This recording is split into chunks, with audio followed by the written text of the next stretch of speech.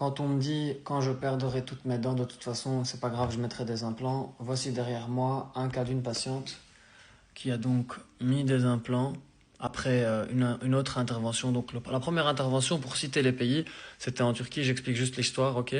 Donc en Turquie, c'était pour faire des bridges sur ses dents. Et puis, bon, les dents étaient en mauvais état, donc ils ont tout extrait et mis des implants, cette fois-ci à Dubaï.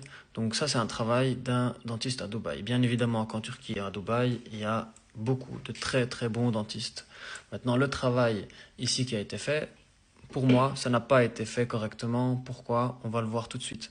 Quand on regarde ici, donc déjà, madame n'a pas aimé le résultat prothétique, ni esthétique, ni... Voilà, elle n'est pas satisfaite.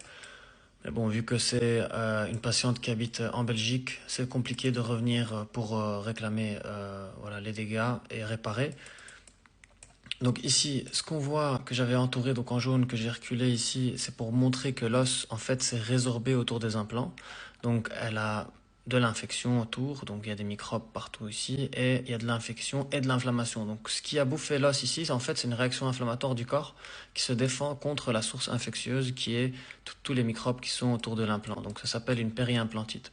Pour tous ceux qui disent ah moi quand j'ai les dents qui se déchaussent, c'est pas grave, je vais mettre des implants, bah ça attaque les implants autant que les dents. Donc quand on a une parodontite, on traite la parodontite, ensuite on met des implants dans de bonnes conditions où on n'attrape pas ce genre d'infection. Donc ici, toutes les zones où j'ai entouré en jaune, c'est des zones infectées. Ici, on a mélangé implants et dents dans le même bridge.